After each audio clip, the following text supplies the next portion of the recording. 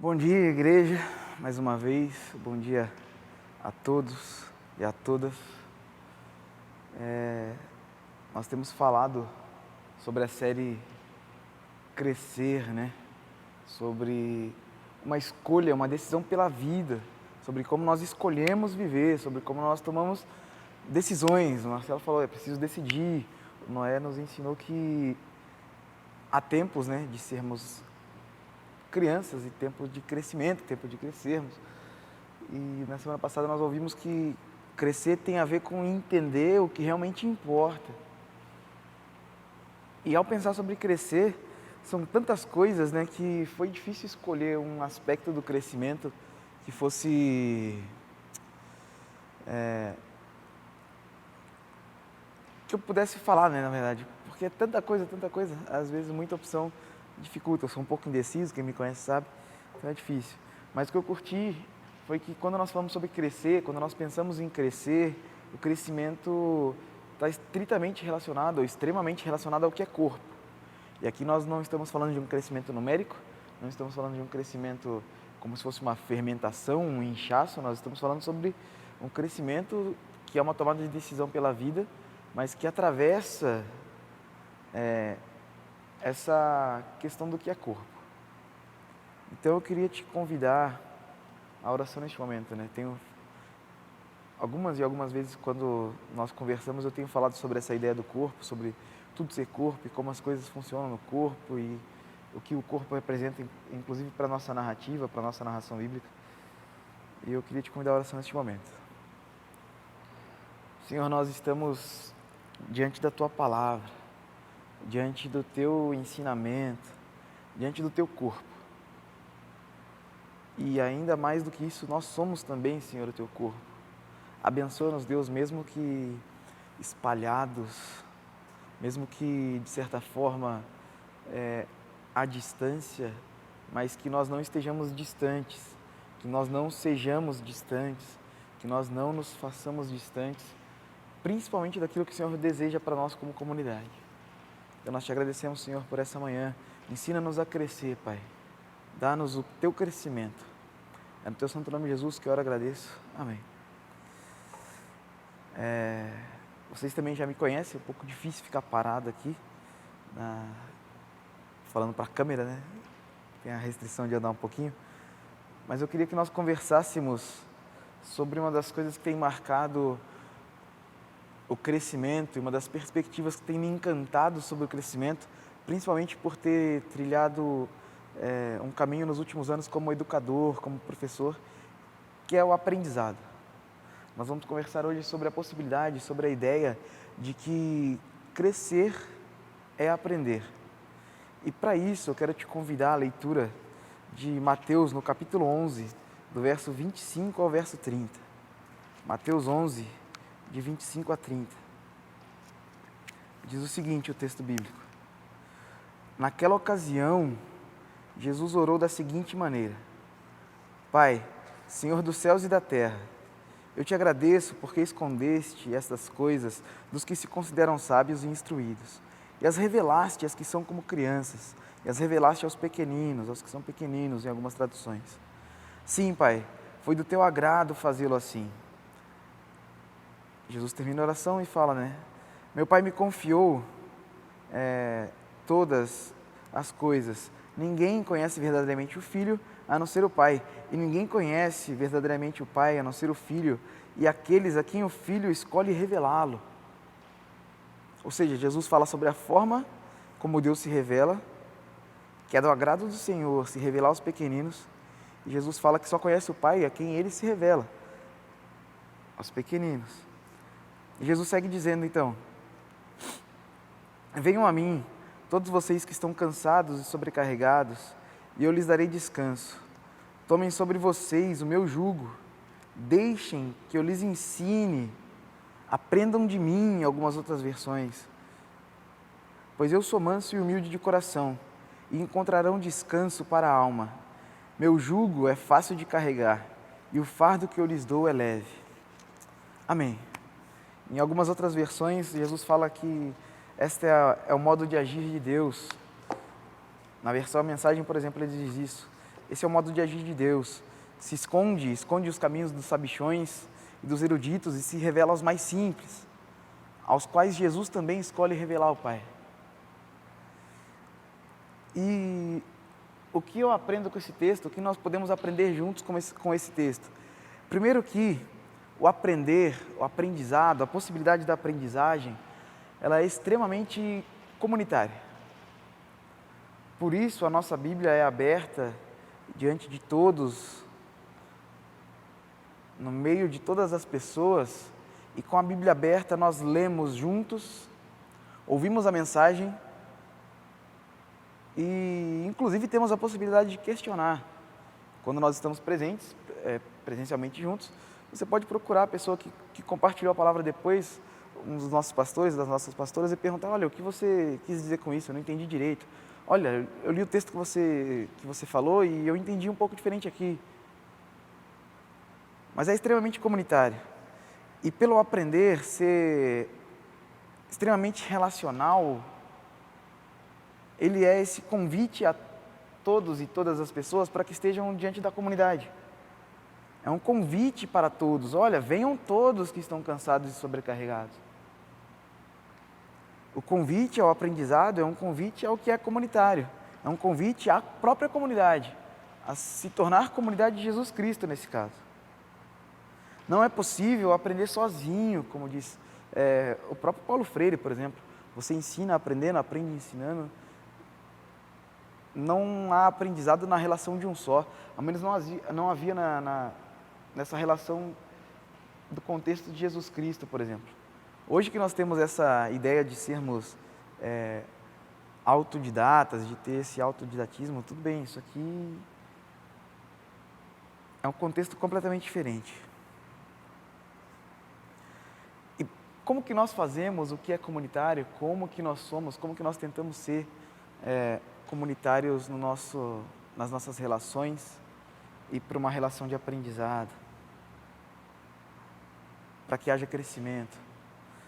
Para se fazer comunitário, é preciso se colocar naquilo que se chama lugar de escuta. É preciso ouvir. E talvez seja por isso que Deus não se revela aos que acham que sabem, aos que acham que detêm o conhecimento, aos que acham que têm o conhecimento, aos que se acham donos da verdade. Porque quem se acha dono da verdade, quem acha que detém o conhecimento, quem é o sabichão, não se coloca em lugar de escuta. É muito difícil se fazer comunidade com quem se acredita dono da verdade.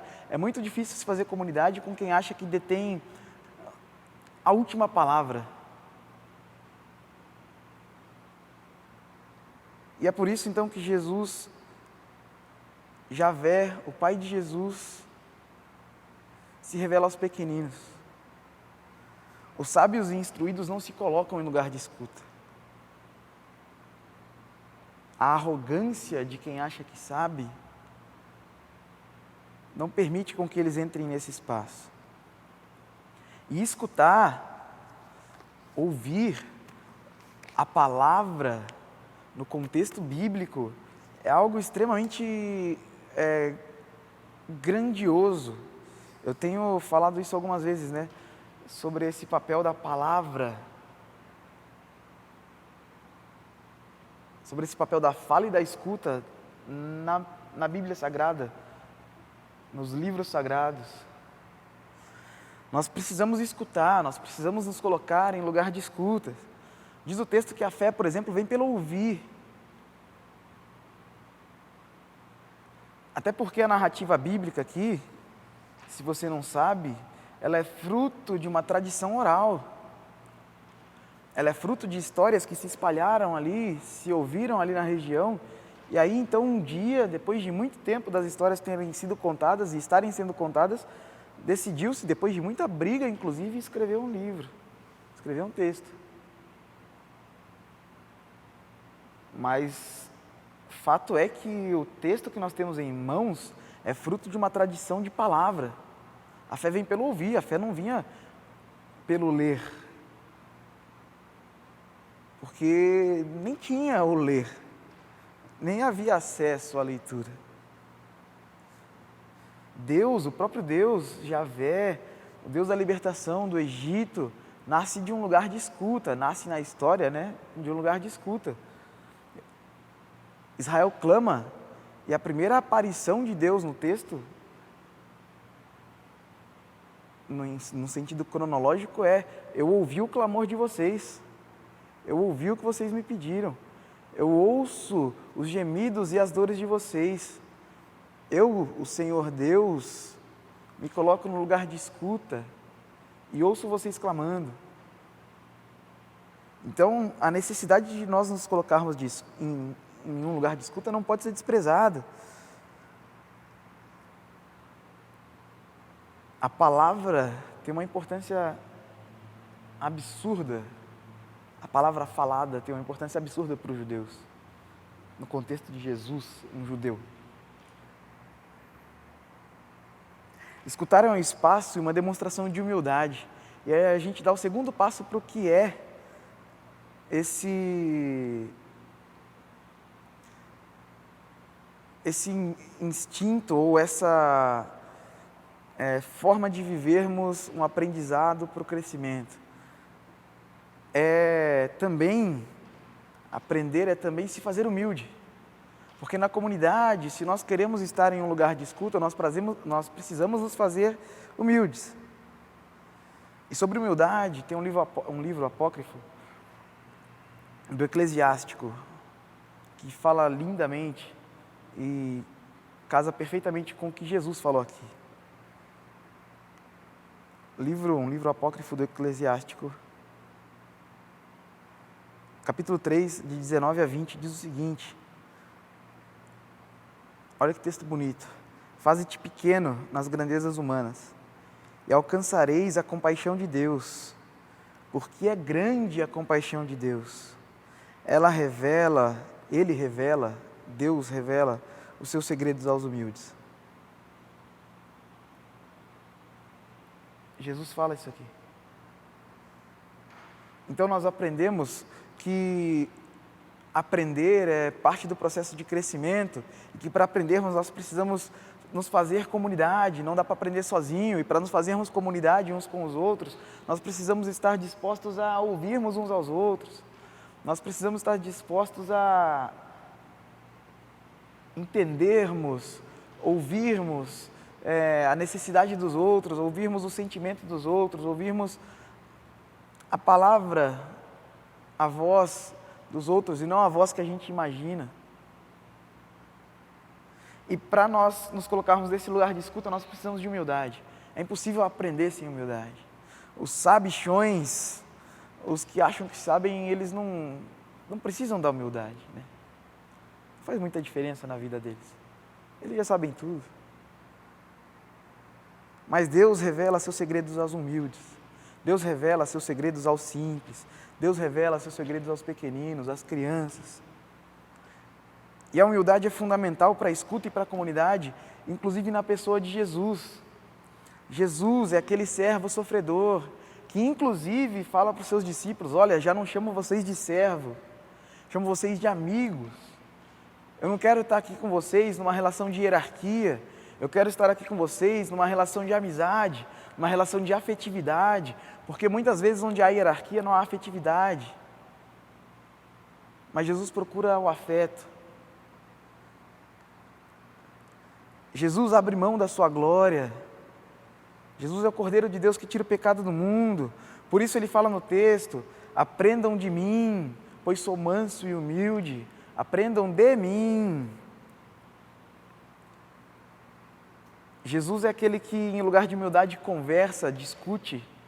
As pessoas chegam, perguntam para ele chega, pergunta para as pessoas perguntam para ele, por exemplo: Senhor, eu preciso de uma cura aqui. Jesus fala: não vou curar porque a cura é para os judeus. E a mulher responde: Jesus, até os cachorrinhos comem das migalhas que caem da mesa. Jesus, surpreso com a resposta da mulher: olha, tua fé te salvou. Jesus no espaço de humildade. Por isso, o convite de Jesus é: aprendam de mim. Não é aprendam comigo, não é nem o que vocês vão aprender, é aprendam de mim. Porque os rabinos e os fariseus também ensinavam. eles também se colocavam nesse lugar de aprendam aí, ó, que eu vou falar para vocês. E o que eu vou falar para vocês? Eu, como rabino ou como fariseu, vou falar para vocês do jugo da lei. O jugo, esse instrumento de escravidão, eu vou falar para vocês do jugo da lei. E o jugo da lei é pesado. Se nós lêssemos, e vamos ler rapidamente o texto a seguir, depois do que nós terminamos, começa o capítulo 12. E nós vamos entender o que Jesus está dizendo aqui. O narrador, Mateus, desenha para a gente o que Jesus acabou de falar. Literalmente. Então, por aquele tempo, Jesus estava caminhando pelos campos de cereal num sábado. Então, estava Jesus e seus discípulos num sábado, e seus discípulos, sentindo fome, começaram a colher milho, colher as espigas e comê-las. Os fariseus viram e protestaram. Os sabichões, com um jugo pesado, protestaram. Olha aí, Jesus, seus discípulos desobedecem a lei colhendo no sábado. E Jesus responde, vocês não leram quando Davi fez isso com os pães dos sacerdotes? Vocês não leram que os sacerdotes trabalham no sábado, no templo? Eu lhes digo que há alguém aqui maior do que esse jugo de vocês, há alguém maior aqui do que o templo. Vocês não teriam condenado meus discípulos inocentes se soubessem o significado das Escrituras. Quero que demonstrem misericórdia e não que ofereçam sacrifícios, pois o Filho do Homem é maior que o sábado. E ainda no mesmo sábado, na sequência do texto, Jesus é indagado sobre a possibilidade de curar no sábado um homem de uma mão ressequida, como diz alguns textos, uma mão deformada. E os fariseus, os sabichões, como os sabichões que são, fazem uma pegadinha ali para capturar Jesus. Agora a gente pega Jesus. E eles perguntam se pode curar no sábado. Jesus pergunta, olha, se vocês tivessem uma ovelha, ela caísse no buraco, vocês não retirariam ela de lá no sábado? Com certeza retirariam. Se um homem, se uma vida, se um humano vale mais do que uma ovelha, é óbvio que eu posso curar no sábado. Então que seja curado. E aí os fariseus planejam matá-lo. Eles marcam uma reunião para matar Jesus. Porque esse é o fardo dos fariseus. É o fardo que trama a morte. Não é o fardo de Jesus, meu fardo que é leve, não é difícil de carregar, não é pesado. Como diz o texto na versão da Mensagem, aprendam os ritmos leves da graça. Não vou impor a vocês nada que seja muito pesado ou complicado demais. Sejam meus companheiros e aprenderão a viver com liberdade e leveza. Esse é Jesus, o oposto dos fariseus. E que maravilhosa narrativa, né? Está na sequência do outro. Às vezes nós lemos os textos somente através das divisões de capítulos e versículos e nos esquecemos que está tudo composto num bolo só, né? Então, os fariseus acham que sabem, e quem acha que sabe planeja matar. Faz pegadinha. Quem acha que sabe não é popular. Castra o acesso de alguns. Já o aprender de Jesus é extremamente popular. O aprender de Jesus é extremamente voltado aos pequeninos, aos que sabem que não sabem nada, aos que estão cansados, aos que já não conseguem caminhar, aos que têm outras obrigações e por isso não conseguem se dedicar talvez aos estudos. E assim não conseguem cumprir a lei dos seus rabinos, dos outros rabinos ou dos fariseus.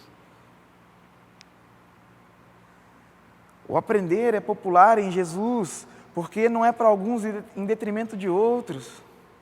Jesus não começa uma competição, olha, meu jugo é aqui, vamos ver quem consegue alcançar. Olha, você chegou aqui e o outro chegou ali, o outro está de parabéns, você está errado. Não.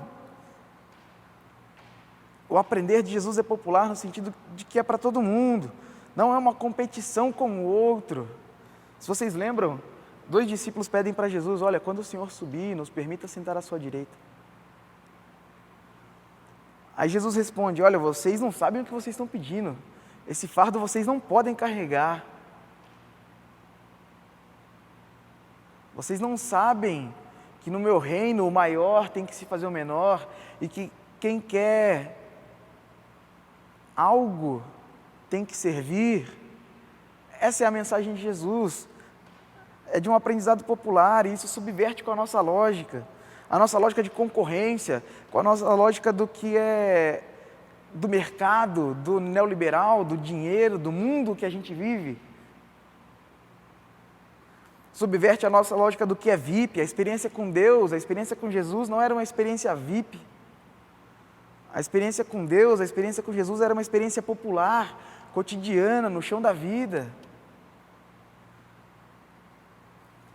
A experiência com Jesus não é uma experiência particular. A experiência com Jesus é uma experiência comunitária.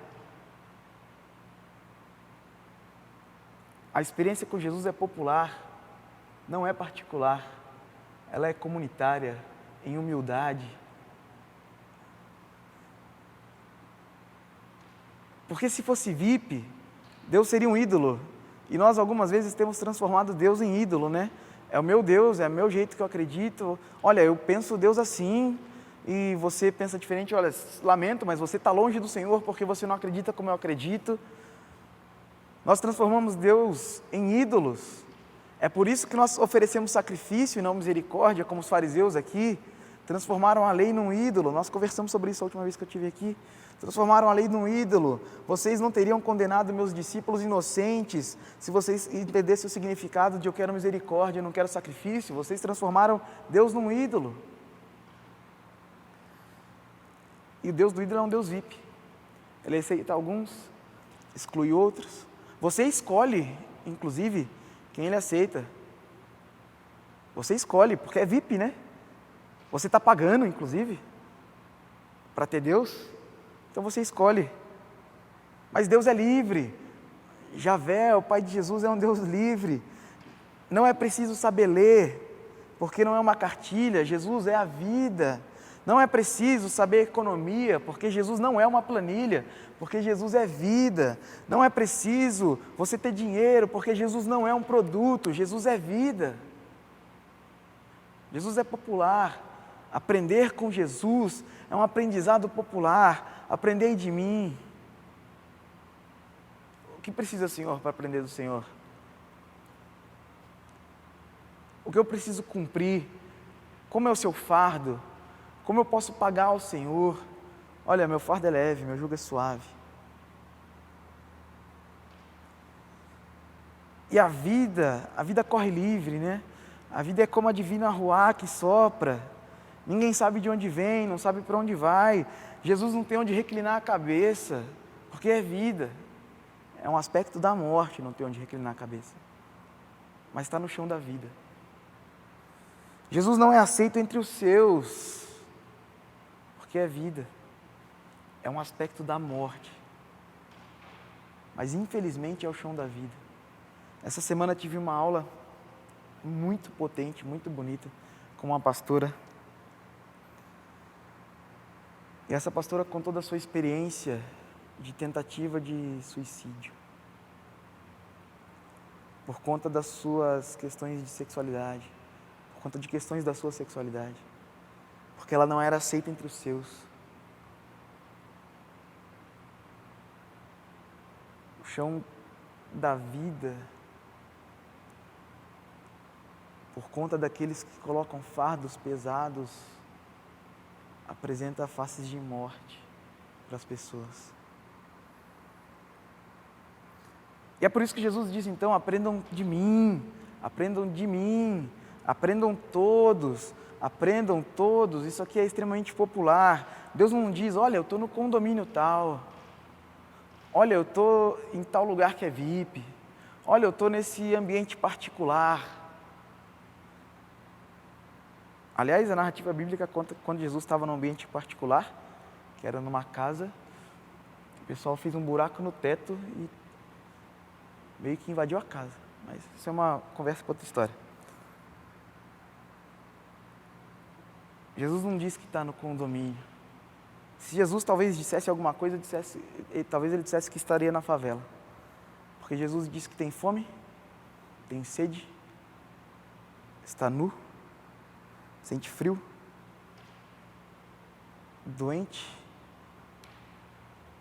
se relaciona com o sistema prisional, está preso. No texto de Mateus 25, que Jesus diz isso, ele diz que todas as vezes que nós fizermos a um dos pequeninos, e olha aqui a palavra pequenino se repetindo, a um dos menores, a um dos mais simples, olha aqui olha Jesus dando papo para a gente. Não é uma metáfora, eu estou com fome, eu estou com sede, eu estou sem roupa, eu estou preso, eu estou doente, não é uma metáfora. Nós construímos nossas metáforas porque nós achamos que, é legal, né? É uma metáfora, que não sei o quê. Não é uma metáfora que Jesus está falando. Fome é fome, sede é sede. Nós que temos e não temos fome, nós falamos, é fome de alguma coisa, em algum ambiente, em algum aspecto. É fome, sede. É por isso que Jesus, então, não quer que os pequeninos cresçam. E eu vou explicar isso aqui. Na verdade, Deus quer que os pequeninos cresçam aprendendo dele. Porque aprender dele é entender que ser pequeno não é o problema. É entender que ser pequeno não é problema nenhum. Deus não quer fazer de ninguém grande, Deus não quer fazer de ninguém grandioso. É por isso que a palavra fala, né? Paulo fala que Deus usa as coisas loucas desse mundo para envergonhar as coisas sábias. Deus não fala que transforma as coisas sábias, loucas em sábias e as sábias em loucas. Não, Deus não diz, ou Paulo escrevendo não diz que Deus usa ele diz que Deus usa as que não são para envergonhar as que são. Deus não diz que transforma as que não são em algo que é maior do que as que são. Não, ser pequeno não é o problema. Deus não quer fazer de ninguém grande. Deus nem mesmo se fez grande. Jesus desceu dos céus, foi assassinado. Jesus quer que os pequenos saibam que assim o são e aprendam dele, e aprendam nele, que se façam comunidade, que se aquilombem em torno do eterno, que escutem o outro, que escutem o diferente, que se coloquem em posição de humildade, como ele foi humilde, que sirvam, que não chamem ninguém de servo, mas chamem de amigo, que subverta as lógicas dos relacionamentos. Porque quando o conhecimento do Senhor tomar a terra, quando nós conhecermos o Senhor e todos nós conhecermos o Senhor e aprendermos nele, nós temos uma imagem maravilhosa nos profetas. E aqui mais uma vez, a palavra é importante, porque gera imagem, gera imaginação, gera sonho nos nossos corações. Aprender é afeto. Lembra, não chamo mais vocês de servo, chamo de amigo, porque isso aqui é afetivo. Aprender é extremamente afetivo. Eu tenho pensado em uma teologia que fala sobre a memória e a imaginação, como uma ferramenta de libertação dos corpos através do afeto. Como é isso? Quero trazer à memória o que me dá esperança. Olha o texto de Isaías, profeta, que através da palavra lança imagem na nossa cabeça.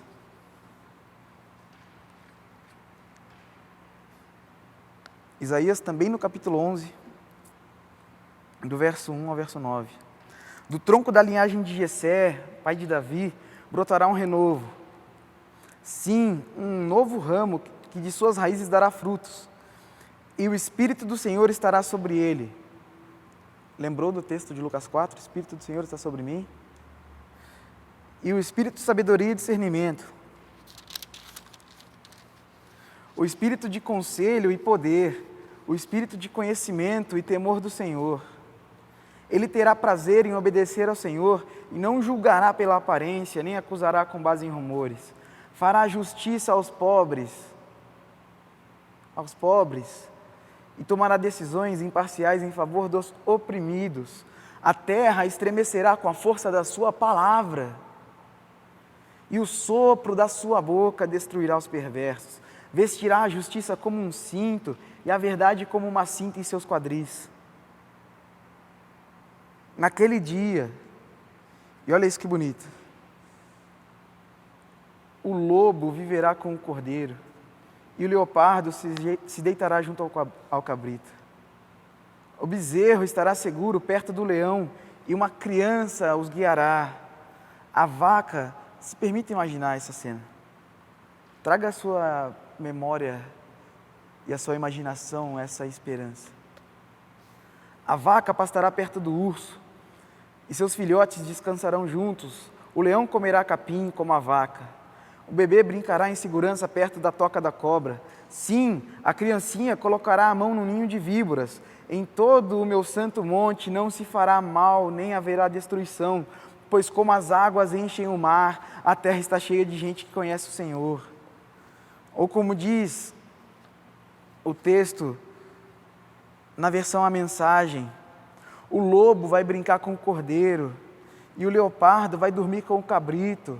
O bezerro e o leão comerão no mesmo coxo, e uma criança será capaz de cuidar deles. A vaca e o urso vão pastar no mesmo campo, seus bezerros e filhotes vão crescer juntos, e o leão comerá a palha como o boi. A criança de colo vai engatinhar sobre o ninho de cobra, e a criança que já começou a andar enfiará a mão na toca da víbora. Nem animal, nem homem irá ferir ou matar alguém no meu santo monte. Toda a terra vai se encher do conhecimento do Deus vivo. Um conhecimento tão grande e profundo como o mar. Aprendam de mim, porque quando vocês aprenderem de mim, essa utopia do reino de Deus vai ser possível. Essa utopia do reino de Deus na palavra e na boca do profeta vai se fazer presente. Aprendam de mim. Sonhem, imaginem. Eu lembro de Martin Luther King, inclusive sexta-feira, dia da consciência negra, eu lembro de Martin Luther King quando eu leio esse discurso, onde ele diz que estados opostos que se enfrentavam andariam de mãos dadas,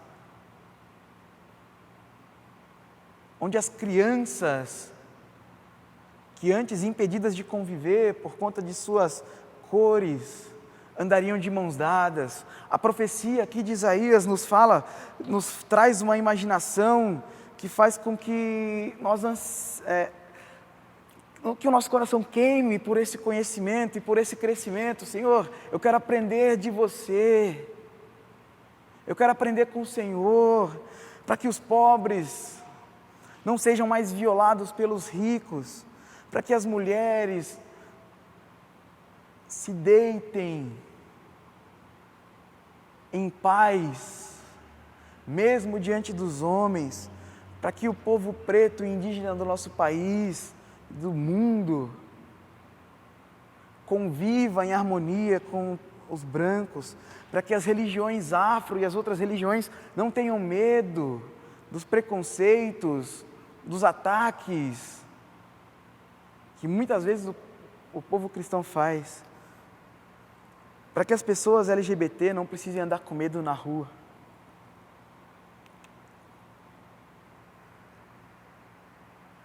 para que aqueles que sofrem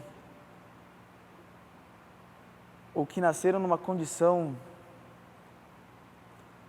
de necessidades especiais não sejam julgados pela sua capacidade,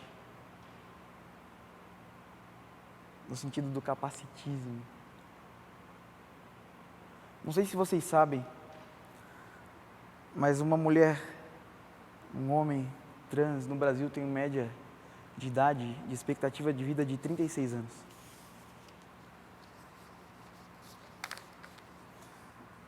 Um jovem negro é assassinado a cada 23 minutos.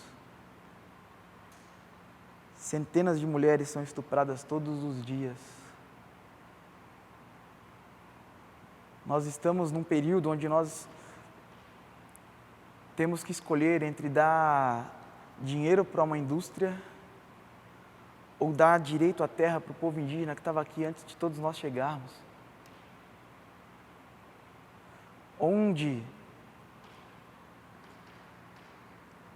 pessoas portadoras de necessidades especiais, pessoas com deficiência física, são contratadas pelas empresas somente porque há incentivo fiscal e ainda assim são colocados em cargos e tratadas como pessoas incompetentes e incapazes. Eu quero sonhar, eu quero aprender de Jesus, para que eu não coloque fardo nas pessoas, para que eu não escolha quem se achega e quem não se achega, para que eu não determine quem pode e quem não pode, como os fariseus tentaram fazer, para que todos se alimentem de segunda a segunda, porque difícil mesmo é saber que existem 10 milhões de pessoas com fome.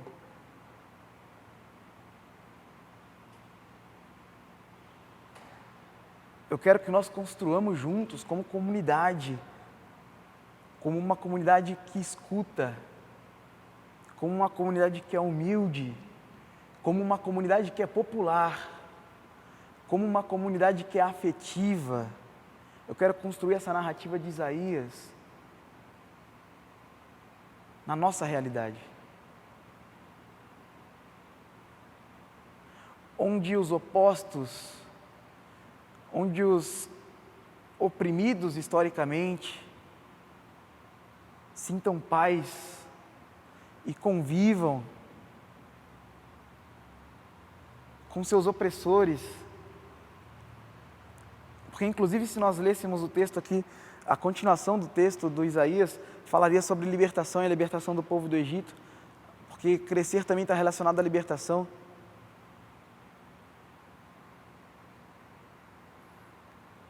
Mas, citando mais uma vez o Paulo Freire, que aprendeu nitidamente, bebeu de Jesus, ele fala que quando a educação, quando o aprendizado não é libertador, o sonho do oprimido é se tornar opressor, e não é isso que a gente vê no texto de Isaías. Porque o incrível no texto de Isaías não é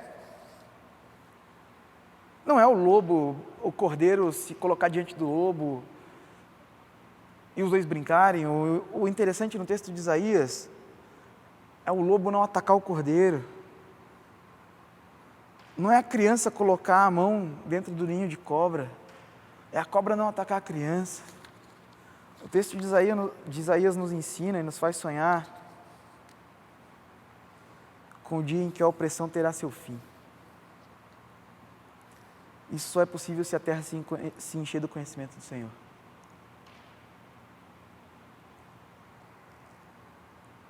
Fechar os olhos e imaginar a terra cheia do conhecimento do Senhor é o que me faz caminhar. É o que me faz estar aqui diante de vocês, compartilhando a palavra do Senhor.